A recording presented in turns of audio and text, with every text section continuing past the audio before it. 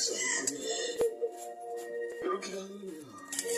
Kalingan mo na siya. Kung kailangan mo siya. Mao ka na ka. Pero dili lang na tumalikayan na.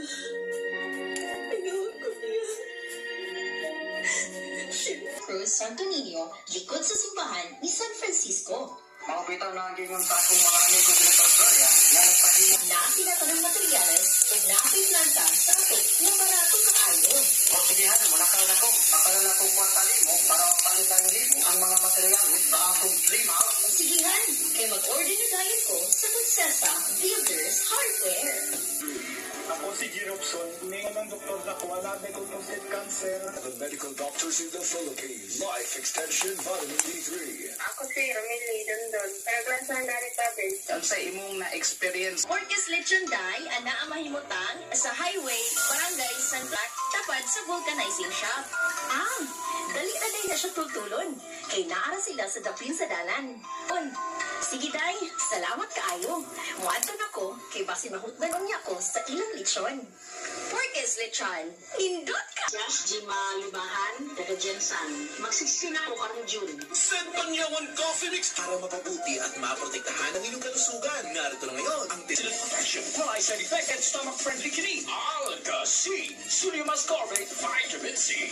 Kay nag-video ang usa ka lalaki, ano na gid siya plano.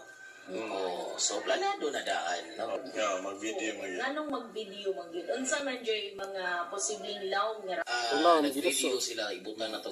Ay, to. Usod gini kay ay to. wala lang yun. Magirelasyon gani ka, musod gani ka. Yeah, at until nga makuha dyan din mo babae, di ba?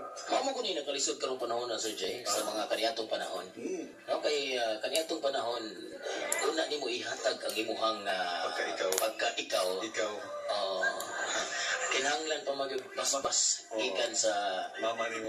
mama nimo.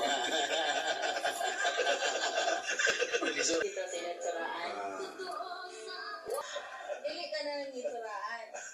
Pero nagsa naman lang siguro mga Batiya.